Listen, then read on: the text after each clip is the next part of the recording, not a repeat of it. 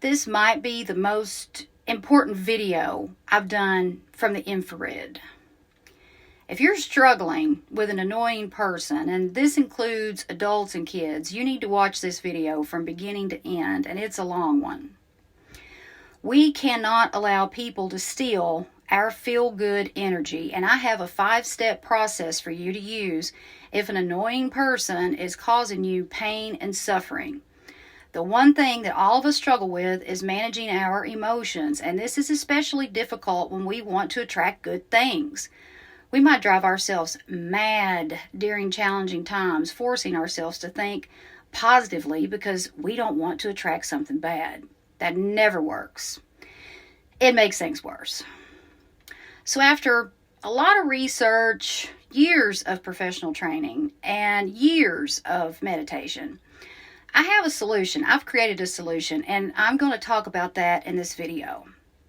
First, I want to tell you about a situation I've been dealing with that has caused me to lose my shit. My shit has been lost. And I'm telling you this story because it's relatable.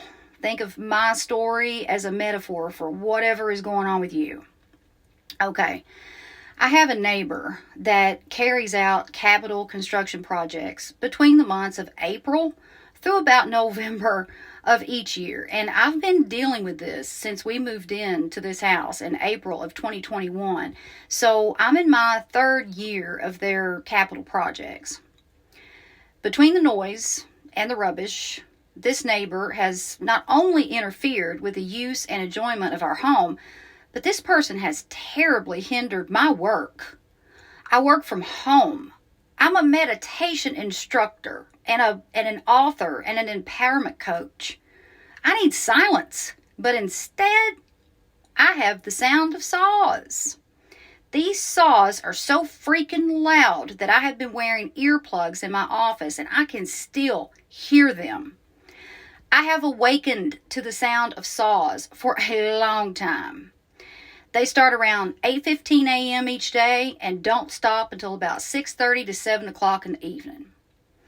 Last Friday, I seriously felt like I was going insane from the noise. I hit a breaking point and I lost my shit, I admit it. So even after all of my years of releasing trauma, meditating, and using spiritual tools to unclog my emotional energy channels, I still allowed my neighbor to infiltrate my happiness and steal my feel-good vibes. For a moment, I forgot who I was and fell back into some really old habits. I started controlling, complaining, and harshly criticizing. Criticism is my oldest, most toxic friend who shows up and takes me over before I even realize what has happened.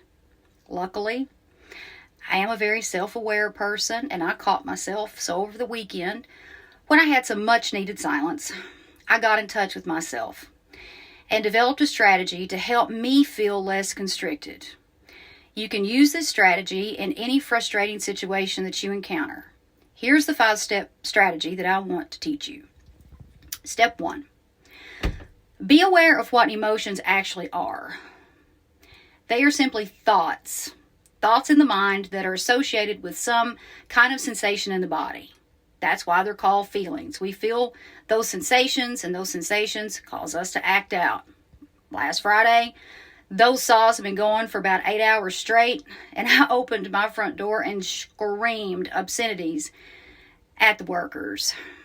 I had felt rage for so many days in a row because of that maddening noise, and that feeling of rage with me is associated with screaming and cursing. Now, I'm a devoted meditator, and I meditate twice daily without fail. I would have done something worse without the meditation. Well, and plus the saws were like so loud when I was screaming out my front door, no one even heard me, so I was basically fighting with my ego. Step 2. Acting out like that caused me to criticize myself. I got mad at myself for allowing that neighbor to rob me of my peace and happiness. I didn't beat myself up long because I reminded myself that my feelings were valid. I just needed to accept myself and love myself regardless of how I had behaved. Step 3.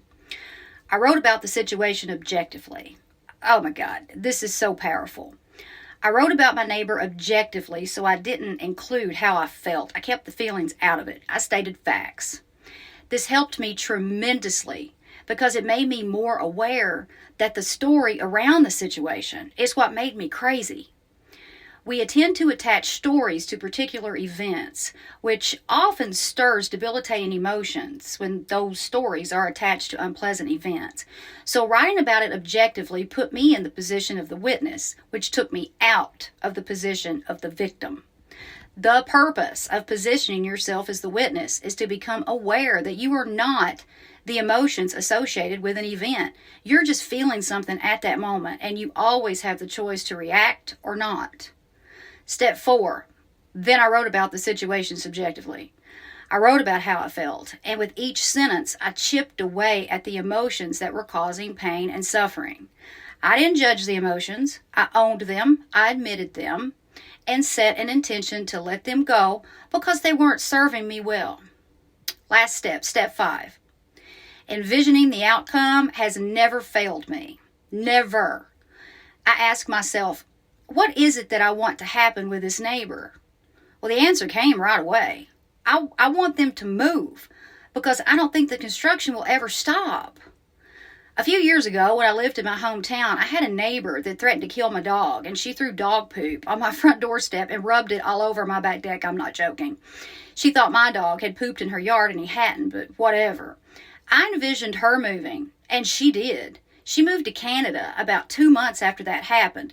So I didn't hurt anyone in that situation. I used my mind to create a solution and then brought that solution to fruition. I'm doing the same thing now. I'm holding the vision of a for sale sign on display in the Capitol construction yard. I spend a few minutes each day envisioning that that house is for sale. Then I take the vision a step further and see the neighbor moving out. Then I see new, quiet, respectful neighbors living there. And you know what? Those visions make me feel better.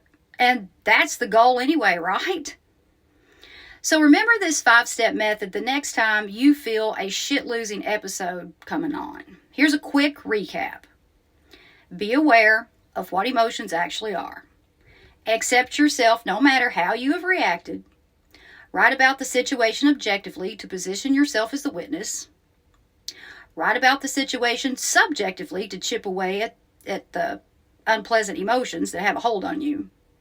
And then lastly, envision the ideal solution coming to fruition.